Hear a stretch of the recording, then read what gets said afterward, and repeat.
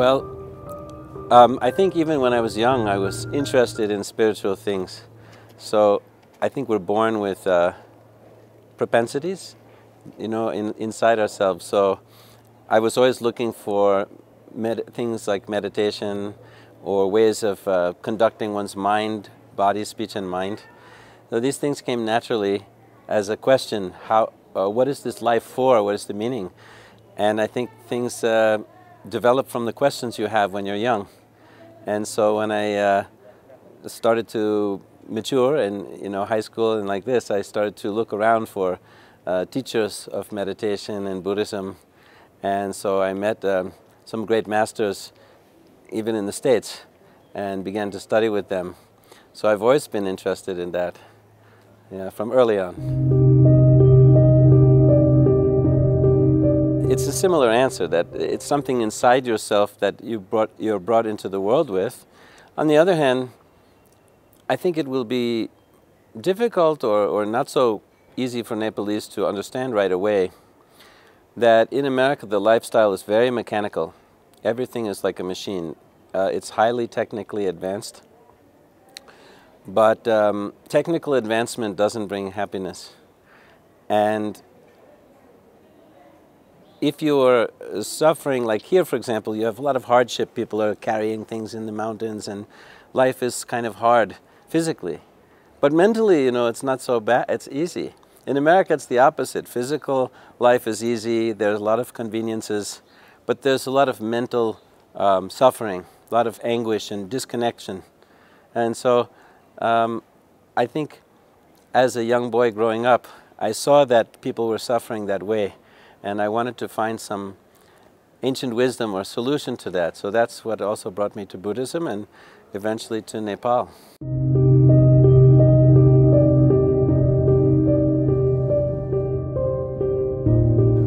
Well, Buddhism is Buddhism. There's not an American Buddhism and a Nepal Buddhism. What there is if you take a walnut and plant it here, it will be subject to the conditions here. And if you bring that walnut plant over there, depending on how much sunlight and water, different things happen. So in America it's been a long, slow process of people coming to understand what it really is. What is Buddhism? And that's not a fast process. It takes a long time, and there can be a lot of misunderstandings. For example, some people might be thinking it's like a club, or some people might be thinking you get to wear some special clothes or something. Of course, it's nothing to do with that, right? That is just a support for the practice.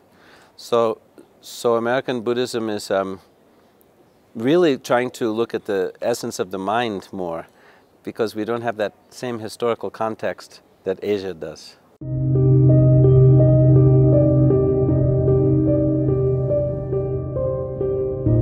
Well, I think when you take certain initiations, in the Vajrayana system, Mahayana and Vajrayana is kind of in the same grouping, then sometimes your guru gives you a name.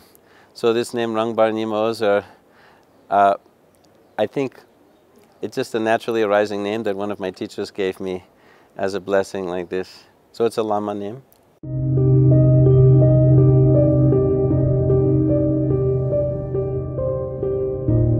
I had already embraced Buddhism in America before I came here. In fact, that's why I came, because my teacher, His Holiness Dujum Rinpoche, the previous one, Yigdrel Yeshe Dorje, His Holiness was teaching in France and America, and I met him there, and I studied with him there, and he passed away. And they brought his sacred remains here to Tusal to install in a chaitya in Tusal Gomba. So I came with that, what we call kudung, or the remains of Rinpoche. And then I saw Nepal, and I thought, yeah, I want to just stay here. So from that day, that was like 1987, then I made plans to change my life and live in Nepal, so I did that.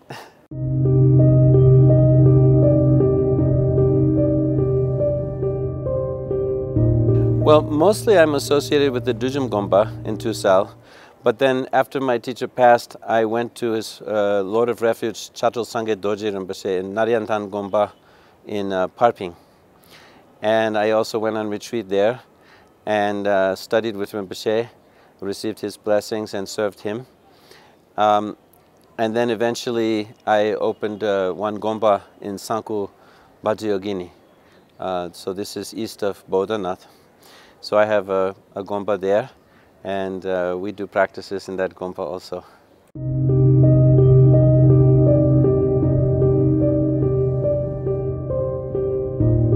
America, or wherever we have centers, America, Germany, or whatever foreign countries, let's say, that I teach in, mostly they need some background that's different than just the historical Buddha.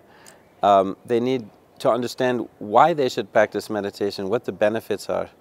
And so we have to explain the things in much more detail, intellectually at first. So they have a sense of why we're doing these pujas, what's the meaning behind these things, what's the meaning behind meditation. And it takes a different language to communicate with an intellectual mind and hope that they, start to feel what that's about. Here it's very natural. The Buddhism is a very natural thing. It doesn't need a huge amount of explanation. But over there it needs a lot more. So that's one difference. And then you hope, once they get the idea intellectually, that they're going to practice and get it more viscerally, in their gut, in their heart. And that takes time.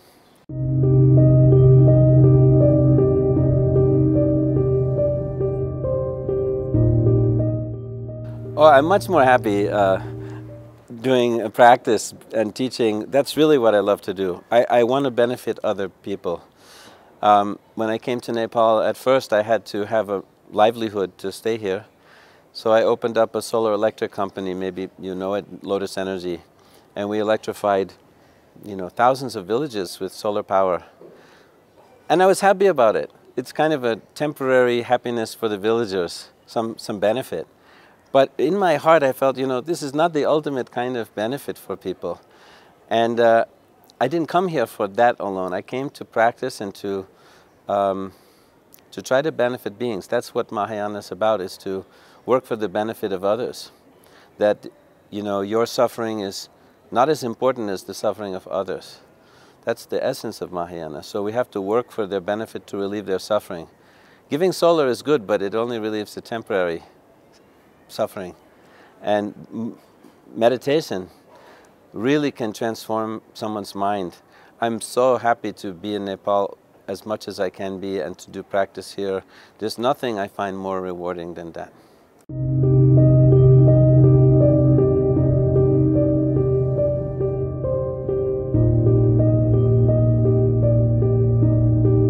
I think most people who try to communicate something about Buddhism might be frustrated a little bit, because the only way that they can gain the communication or the understanding is from their own practice.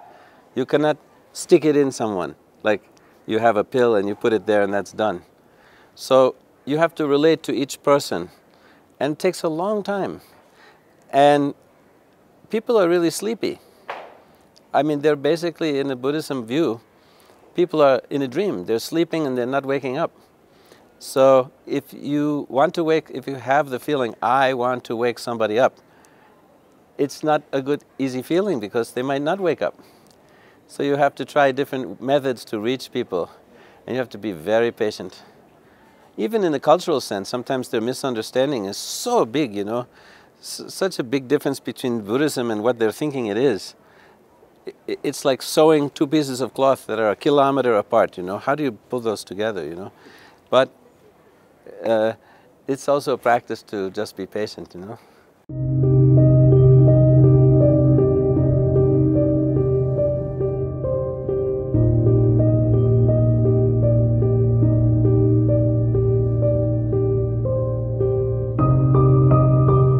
Buddha was born in Nepal.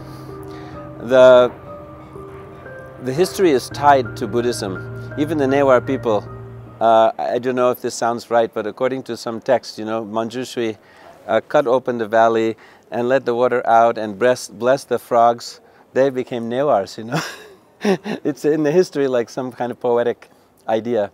And they became very good artisans, and they made the perfect statues according to Manjushri's blessing. It's part of your history, it's part of your DNA. And so all of Nepal, actually, all the places have deeply rich Buddhist blessing and power. Even if you didn't practice Buddhism, even if you're just a tourist coming here and just see these holy places like Bodhinath Stupa, immediately, this is called liberation upon sight. Just to see the energy of this monument here, this Buddhist monument, brings a great blessing. And in the people's nature, the Nepalese people have a very, very Buddhist sense. Even if they call themselves Hindu or Buddhist, it doesn't matter. They have a sense of kindness and respect. This is a big, huge advantage, I think. It's a wonderful feeling. That's why people are so in love with Nepal, I think.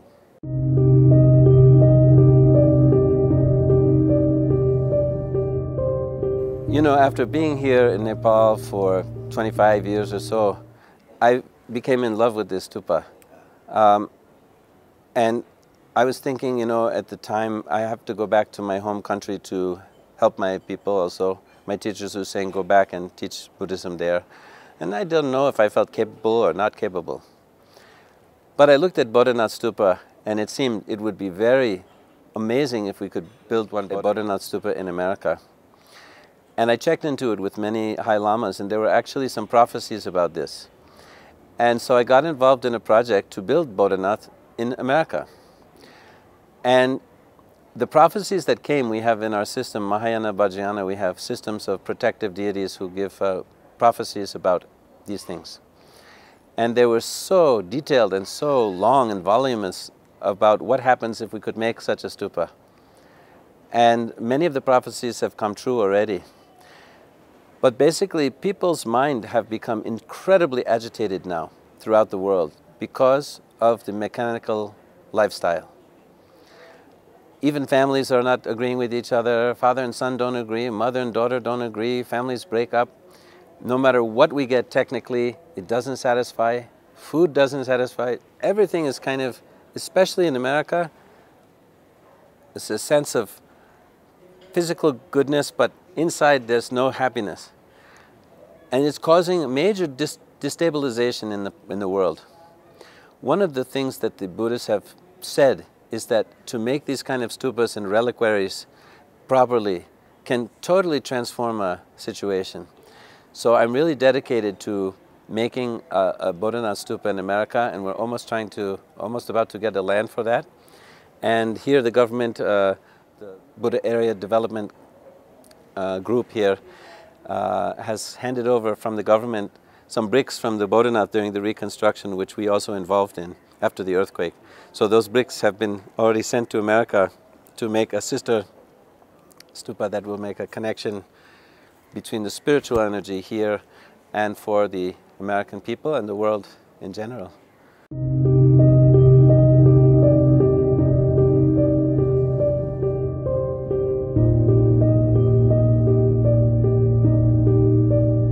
If I say something is a cat, that's a biralo. If you're a pig, then the word cat doesn't mean anything. Is it a biralo or not? It is what it is. Buddhism, when we say religion, you know, you have to look at words. Lig means to adhere to. Buddhism is the religion of adhering to, not adhering to. Means we try not to grab onto anything because it's all a relative truth, yeah? So I think you could practice Buddhism religiously and you could practice it philosophically, but whatever you do, it's a way of life. If you don't embrace these principles of Buddhism in your life, kindness, taming your own mind, not doing things that are too selfish, and trying to practice virtuous things, if you don't do those things, what do you care whether it's a religion or a philosophy? If you do those things, what do you care if it's a religion or a philosophy? So my advice to people is that if one wants to find one's own happiness, one can practice to tame one's mind, and for sure, if you give it good diligence, you will find the happiness by the practice that we do, meditation.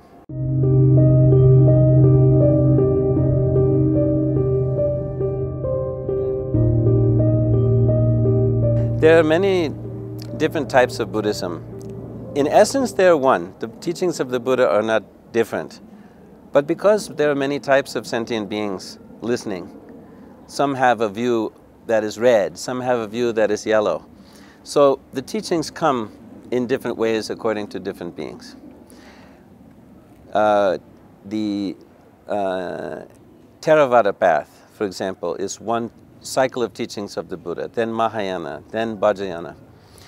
So nowadays in particular, because times are very turbulent, we don't have a lot of time on our hands, it seems. And so the Vajrayana is very fast to cut through our negative emotions.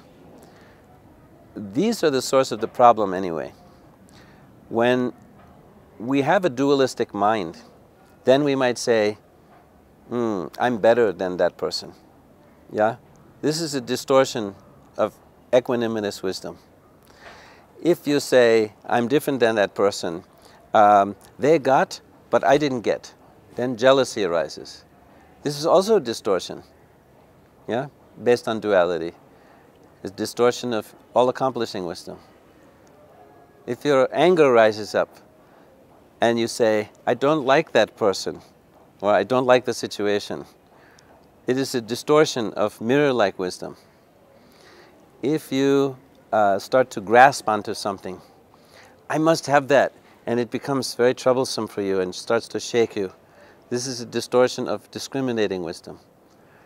And finally, the root of all the problem is the ignorance itself. So if you become dull and stupid like this, then it is a distortion of the wisdom of the space, of the Dharma Dhatu. So basically, if you want to know how to cut through these negative emotions and let them come as wisdoms, there's nothing you have to buy, there's nothing you have to seek for, but you have to just learn how to pacify your own negative emotions. So the beauty is that in the Buddhism, you really don't have to seek outwardly.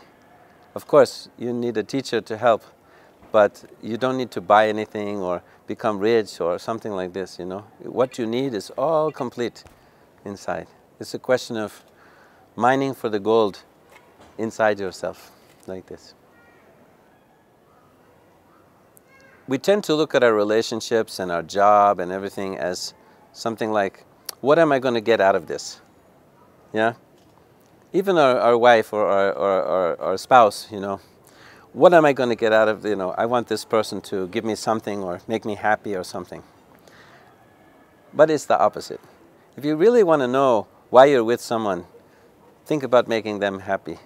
This is really actually going to be the source of your happiness. To make someone happy will make you happy. To try to get happiness out of them will make you upset and frustrated. These kind of mind changes will happen naturally by meditation and a little bit of reflection about what you're doing. And for this day and age, right now, I mean, let's face it, Nepal may not be any kind of target, but the world could be blown up in a minute. We have the capacity. The only way to stop that is not by some kind of political party. The only way to stop that is when individuals themselves take control of their mind and settle down. The only way for doing that is meditation and self-reflection, right? I think if I have to say Buddhism, yeah, if I have to put an ism on it, is one of the fastest, best ways to take responsibility for one's own mind and to benefit others. And I hope everybody will do that. It really will make a world peace that way, you know, rather than to blame, you know, you did this, you did this. That's something else. That's giving away your responsibility, giving away power. But if you say, I can take care, you know, I can take care of my mind, then you take responsibility and you have power, you know, to change. I was very happy to have the honor to be brought on this show, and I was so happy to hear that there was a Buddhist television, because naturally you will cover topics that are very virtuous topics, and it will help people to understand about Buddhism